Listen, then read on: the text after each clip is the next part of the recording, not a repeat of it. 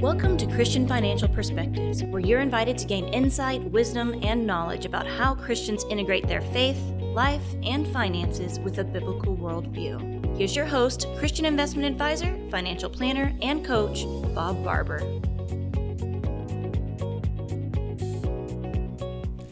Welcome to another episode of Christian Financial Perspectives. As always, we're so glad that you're watching or listening, depending on if you're online or if someone is listening to one of our podcast directories. Anyway, today we have an interesting topic. Now, right before we started recording, we were cutting up a lot. We were a little bit, yeah. So, Bob, have you ever gotten, or for those of you watching, listening, have you ever gotten one of those big, colorful postcards that have a nice, juicy steak on the front? You mean like this? So you have one with you. Well, funny enough, I also have one with me. Totally not planned, right, Bob? They're appealing. It looks like, look at that. Isn't that a pretty steak? Yeah, mine's got a slightly different steak, but yeah, they both have this real beautiful steak. Now, I opened this up, and I'm going to learn all this stuff, like how to reduce my Social Security taxes and ways to reduce my volatility in the markets and increase my benefits. Looks very educational. All these great positives, no negatives whatsoever, right? I look on the back, and I can't show you the back because it's got the picture of the people that sent it out. But right at the very bottom in little bitty print, guarantees and insurance annuity products. Right. Oh, so that's how this guy, yeah. They're sending out, let's see, about 10,000 of these. At about $1.50 a piece. Let's just say $1. Yeah, so $10,000 just in the printing cost. So then I got $15,000 in this workshop. I'm going to feed you a free steak. That's not including the free steak. Right, that's not including the actual dinner itself. Another $35 or $50. Exactly. Okay, so I'll get 25 or 30 people there. So each person that's come has cost me about $400, $500. Wow, okay. How am I going to make up for that? Do you think the annuity commission might be part of it? Yeah. Gotcha. I just got to sell one or two annuities and I'll make up for it. Yeah. So today, Annuities 101. The good, the bad, and the ugly. Okay. And technically, we could group bad and ugly together, but we just thought it'd be more fun. Well, that's from, I was a big Clint Eastwood fan with all the spaghetti westerns, and I always talk about the good, the bad, and the ugly. It's one of my favorite movies. It's so funny. Well, we want to start today's episode, though, all fun joking aside, but we want to start today's episode with a statement that annuities are not all bad, but they have a tendency to be used to take advantage of investors due to their potential for high one-time commissions. And we are going to go into a little bit of, what is an annuity, the types of annuities, because not all annuities, and depending on who's selling it, necessarily carry a high commission. Right. But that's just what they tend to be used for. Some we're going to talk into some carry no commission at all. Right, exactly. And we're going to go into that. Sean, before when I was developing the program, I said, Sean, can you think of, we're Christian financial advisors. Right. Can you think of a scripture that kind of goes with this? So share the scripture that you came up with. So we've got Proverbs 1, 3 through 7. Okay. Which says, to receive instruction in wise dealing, in righteousness, justice, and equity, to give prudence to the simple, knowledge and discretion to the youth. Let the wise hear and increase in learning, and the one who understands obtain guidance. To understand a proverb and a saying, the words of the wise and their riddles. The fear of the Lord is the beginning of knowledge. Fools despise wisdom and instruction. So really today is about wisdom, isn't it? It is. Just about helping to educate. I mean, that's really what this entire program is for in the first place, is to try to help educate and provide wisdom. So the next time you get one of these, you know what to do. And we want to explain what an annuity is. So let's go to the definition of what an annuity is. And Garrett, if you'll put this definition up while I read this. The term annuity refers to an insurance contract issued and distributed by financial institutions with the intention of paying out invested funds in a fixed income stream in the future. Investors invest in or purchase annuities with monthly premiums. That's what they call premiums. Instead of contributions, it's called premiums in the insurance world. Or lump sum payments. Right. Okay. Right. So maybe you have a large lump sum that you just put in one time. And I also want to mention that there are qualified and non-qualified annuities. A qualified annuity will be considered like an IRA. Right. So there's a tax advantage to it. Right. And the non-qualified has a tax advantage to it too. But the qualified annuities, you've got to take the money out by 72 because of the RMD rules. So required minimum distributions for those who aren't up on their acronyms. Yeah. Okay. And so there's basically 3 types of annuities that you need to know about and be aware of. The first one? Well, let's go ahead and list all 3, and then we'll do a quick definition of each one. So there are variable annuities, there are fixed annuities, and there are fixed indexed annuities. And so the first one we're going to cover is variable annuities. And these are very highly regulated by FINRA and the SEC. So this is put into because it's a type of security product. That's what it's considered. So it's really in a different league. Right. And most of these that you go to are not variable annuities. They're not variable annuities. No, they're typically going to be a fixed annuity or a fixed indexed annuity. Typically going to be fixed index, actually. Okay. So VAs offer many different types of managed sub-accounts to choose from, similar in mutual funds. You kind of think of, in a variable annuity, a sub-account would be very similar to the mutual fund or ETF or the individual stock that you're holding within an investment account. But in this case, they call it sub-accounts. And you can't hold an individual stock in a variable annuity. Exactly, right. It depends on the annuity what specific sub-accounts are actually available. So in that sense, Bob, I think it's probably more similar for those watching and listening. It's probably a little more similar to if you have like a 401k or something at work that it doesn't mean you can invest in anything. It's depends on what that plan has available. Yeah, you're right. Depends on what you can actually invest in. But you have a lot of choices. I mean, many of these variable annuities, I've seen them with 100 or even 200 choices. So there's a lot to choose from, everything from small cap value to large cap growth to international, even sector funds like energy funds, things like that. So you've got a lot of choices in these variable annuities. Right. And then the second one that we had mentioned is fixed annuities. Now these are very simple, pretty straightforward, but it's just a fixed interest rate for a certain period of time, and they adjust every 1 to 5 years. Very much like a CD, a bank CD. Exactly. But the CD's backed up by the bank and the FDIC, and the annuity's backed up by the insurance company. Yeah. Okay. So definitely, that's kind of the important part, is making sure that if you did get a fixed annuity, you don't want the fixed annuity with who is this company and are they actually strong? You want to make sure they're A-rated, very great, highly rated companies. Because if they don't do well, all of a sudden you don't have anything left. Right, exactly. Yeah. And then we have the fixed indexed annuity. Yep, number 3. And this is the most sold type of annuity out there. And specifically the most abused type of annuity. It really because is. Again, all 3 of these types of annuities, again, it's not that they are inherently bad. Right. It's just, in the case, we'll talk a little bit about the fixed index annuity, but it's the way they are used and the way they are sold. And the fixed index annuity is the one that typically ends up being the most abused, because it's very complicated. Like for most investors, it's hard to wrap your head around how it actually works, and the people selling it tend to not actually fully explain that. I know we'll talk about that a little bit later. Yeah, we'll talk about cap rates. There's all these cap rates and things like that. So usually in a fixed index annuity, what they're giving you is, and it says indexed, okay? So they're giving you a choice to invest in 1, 2, or 3, or maybe even 5 or 6 different indexes. Right. Okay, like the S&P 500, the Dow Jones, the NASDAQ index, Russell International. 2000. Right. Yeah. The different indexes, okay?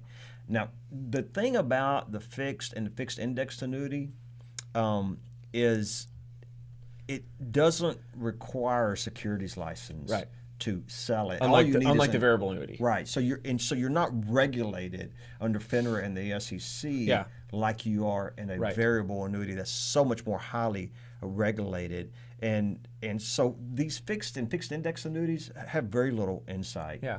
Oversight. On top of that too is the other issue, isn't again, we've talked about this before, our seeking wise counsel. Mm-hmm. And so when you are being sold a fixed annuity or fixed index annuity, you might be talking to someone who is a licensed advisor, but most of the time those are sold by an insurance agent.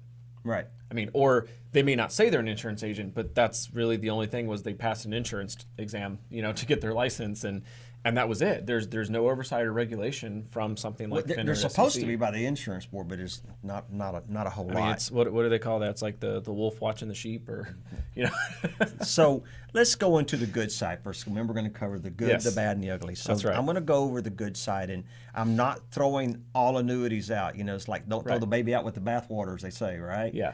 So there are good sides of annuities, and annuities can play a part right, in an investment portfolio. Not all, but it can play a part.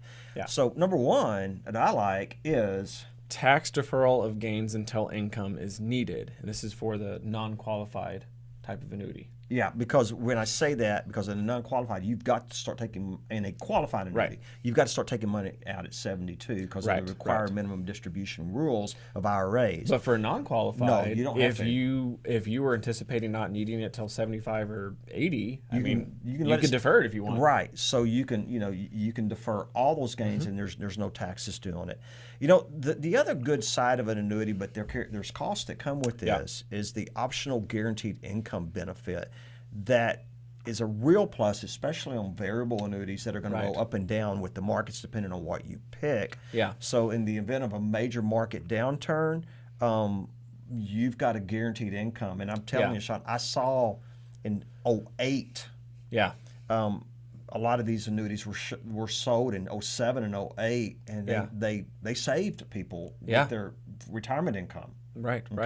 So, especially for those who were much closer at that time, were much closer to retirement. Now, if you still had 5 to 10 years left, not as big of a deal when you have a market downturn. Yeah. But in the case of someone who's in one of those and they were a year or two from retirement, that can be very helpful to make sure that income stream is protected. And the main thing that you need to know is with these optional guarantees that you can put on one of these annuities is there are fees involved. Right. So you need to understand the fees and make sure that that's disclosed to you. Right. So that's going to affect your overall returns. Okay. Sure. It is. All right. Number 3.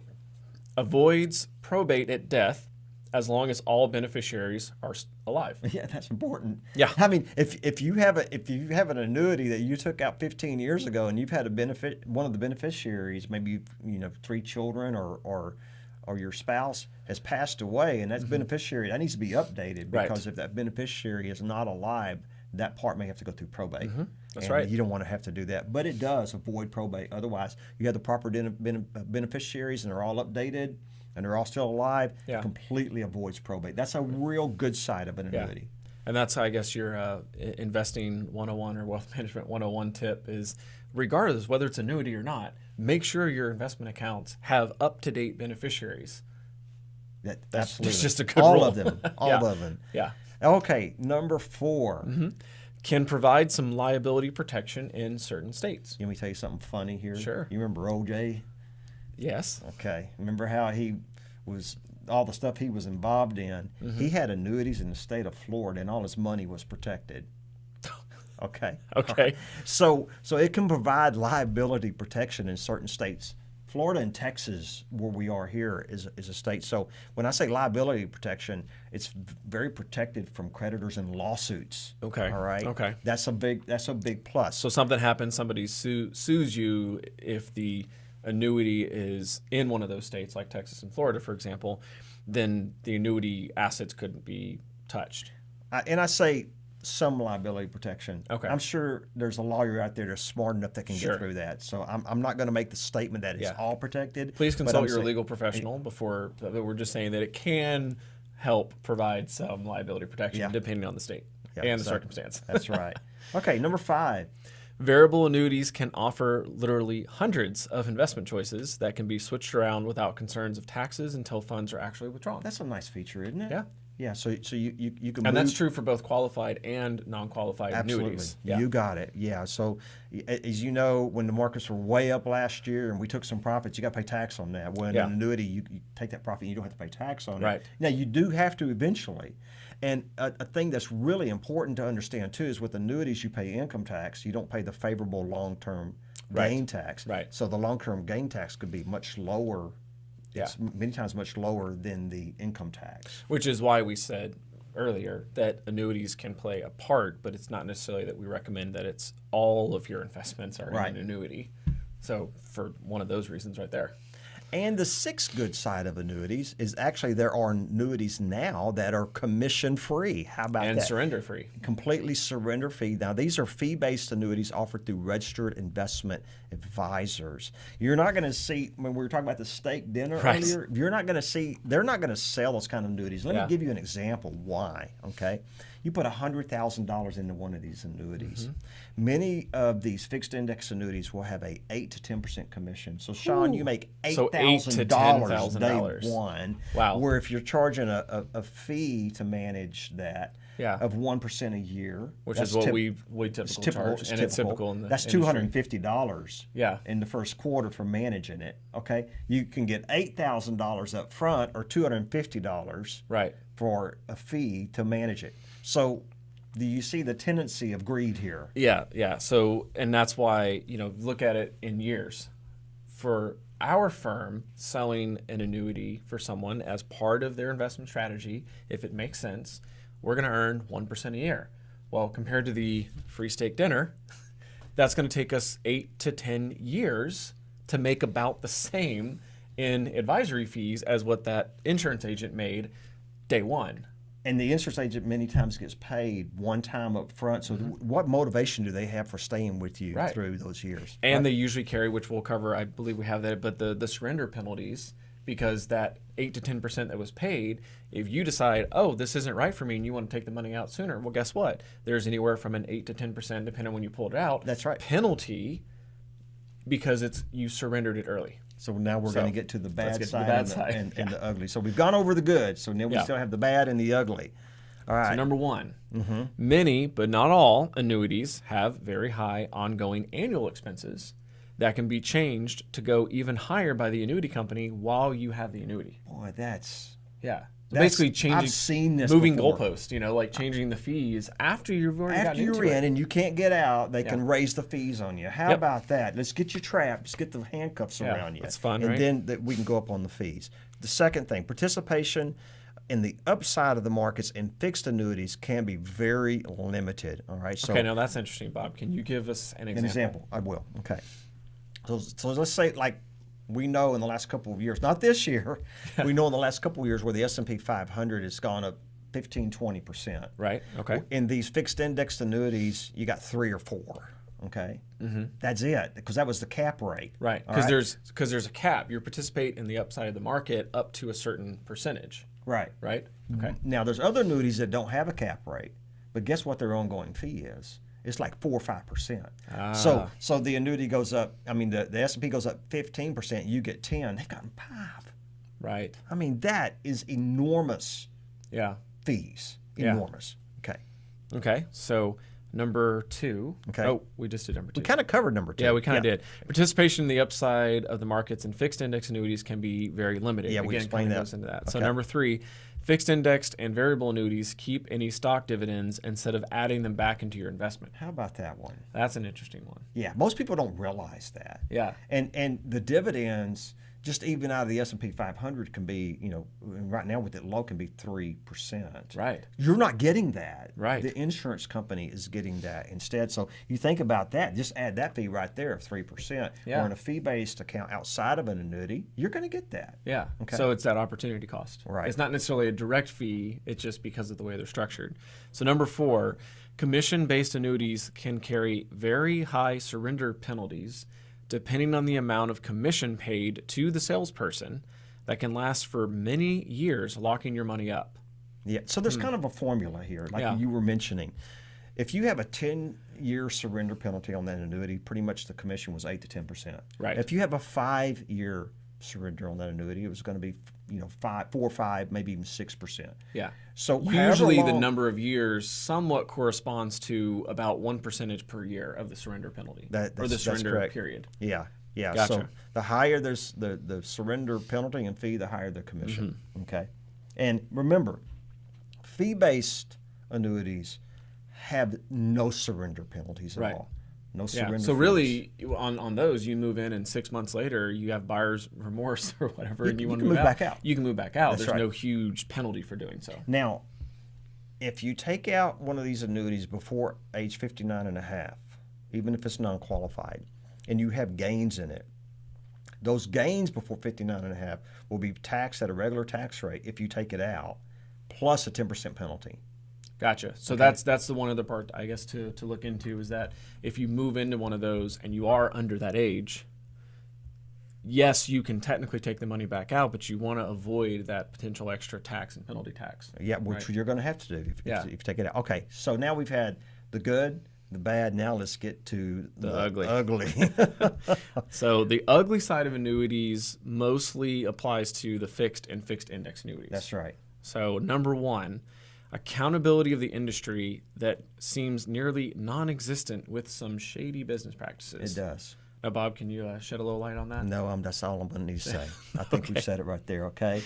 Number two, there are big incentives to salespeople even push these certain types of fixed and fixed indexed annuities that are pay high commissions. And let me, an example that they'll push, like the company will say, if you sell a lot of this one annuity, we're going to give you a free vacation to this exotic getaway, big cash bonuses at the end of the year, and even contests and recognition rallies. I mean, they're all patting each other on the back, and it's kind of like, so you see behind the doors the salesmen giving each other high five. Boy, you got that one. I mean, that's sad, but so basically it's another incident of a conflict of interest. Yes, where it's not just that there's maybe a commission, but there's also, hey, if I sell X amount more to these people, whether it's a good fit for them or not, then I'm going to get a cash bonus, or I'm going to win this contest, or I'm going to get to go on this really great paid vacation.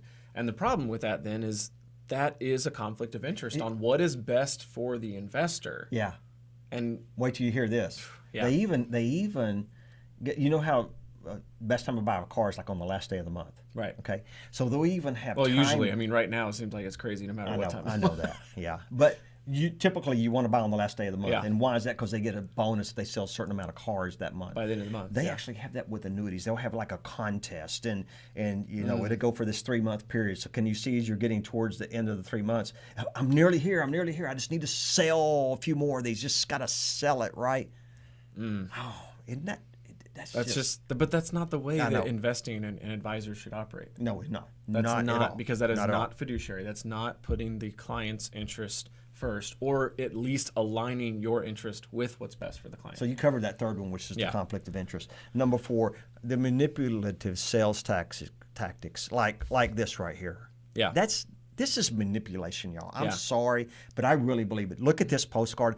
It's not even appealing to the financial side. It's appealing to the emotional side of a big steak dinner. It's like it's got this beautiful looking meal. Yeah, show yours. Looks fancy. I mean, so it's got this fancy looking steak. Because I like mine a little bit like that. Yeah, and this is supposedly an educational seminar. But what's the first thing you see? Is big juicy steak. Yeah. And then you open it up, and it's interesting between the two. This one that I got, it's got a worried about your nest egg getting crushed, and it's got a tank running over a car. And it's just so it's like a combination. And then yours had a little bit more of like, look at all these great features and benefits. Yeah. And you haven't even said a word about what is it you're even talking about. And I'm like, that is just wrong. That is it. It's manipulative. It is. Yeah. And number 5 is of the ugly is the lack of disclosure that I see of all the costs associated with fixed and fixed index annuities. They're rarely discussed with the client. Yeah. All the costs associated and with that. the requirements. So again, those surrender penalties and the time period that is usually glossed over as much as possible, because if you get all of the details and you realize, wait, if I invest in this, I can only get a maximum of 4% in a fixed index annuity, and I'm not participating in the downside. But also, I can't take any of it out for 10 years. Well, you can, but maybe in small increments. I lose a percentage of it. And but that's the kind of things that if that was fully disclosed, there's a lot of investors that might say, I don't think this is the right fit for me. This doesn't sound as good. They go into these things just not knowing, Sean. This is huge. This one, I want to tell y'all, and I really want to look at you in the eye on this one. Okay, is the false bonuses that these annuities promise to. I've seen them, Sean, where they'll say, "I'm going to give you a 10 or 15% bonus for putting your money in this annuity." Right. Okay, so here's an example: you put the $100,000 in, and now it's worth $110,000. It's only on paper. Okay, it's only on paper. It's not reality. Tell them to send you the money. Say, I want to surrender this, so send me my $110,000 that you're showing me. It's just strictly on paper. It's to make you feel good And you about gotta having just understand invested that. in it. I mean, anybody can type a number on paper, okay? But tell them I want that put in my bank account. It's not going to happen, and that is the ugly side of these bonuses that are supposedly bonuses. They'll get you in, and then the very next year they'll leave you hanging like, well, yeah, but I'm getting 10% up front. Look at and they'll do it as an interest. I'm getting 10% interest. Well, then next year they're going to pay you 1% for the next 10 years, and now you divide that out, you're getting 2% a year. I mean, it just look at the math. So number 7 on the ugly, it is common to talk about free withdrawals of your own money in 4 to 6% increments as an interest rate the annuity is paying when it's not. Isn't that crazy? Wow. That's crazy. Yeah. So I've seen this over. It's paying me 4 to 6%. It's giving you 4 to 6% withdrawals of your own money. That's not the interest it's paying. Yeah. It didn't actually increase the value. Yeah. Yeah. Oh, that. So number 8. This is the ugly side. I'm telling you, these are the ugly. Why don't you cover this one? Okay. Bait and switch. Annuity companies can change the rules of the annuity contract once you're in it. How about that? And raising expenses after you've invested all your money. Then you can't get your investment out without huge surrender penalties. Wow. There you go. So locked in. They get you in, and then they decide we're going to change the game. We're going to change the fees. Oh, you don't like it. You want to take the money out. Okay, well there's a surrender penalty. So no matter what you do, you're not in a good spot. So there you go. There's the good, the bad, and the ugly. Okay, I want to say this. I really do. In conclusion, not all annuities are bad. Okay, they may have a part for some of your investments. And in today's climate, you do not have to buy an annuity with surrender penalties. And high commissions. Yeah, right. There are fee-based annuities out there that are available, but I'm telling you, for something like we started with today, that's going to cost $15,000 or $20,000 up front, it does not make sense for an advisor to sell fee-based annuities. Nope. Yeah, you'd be losing money. Yep. But with the high commissions, they can do that. Yep. So be leery of the free steak dinner that you get in the mail. I see them all the time. So what you want to do is when you get one of these, you take it and you go stick it in the trash can. Yeah. And then you're done. Yeah, that's right. You got it. So that's all for today, and I hope we've helped you with understanding annuities. There is the good, but there's also the bad and the ugly. We're here to help you through all these minefields. You can get a hold of us by phone or text through business hours, ChristianFinancialAdvisors.com on the web, or 830-609-6986. Thank you so much for being here, and just remember, if something sounds too good to be true, it probably is. God bless you, and until next time. Thank you so much for watching. If you enjoyed that video, be sure to like and comment, and subscribe to our channel so you can get future updates. You can also follow us on social media, handle shown on screen. In the meantime, check out one of these other videos.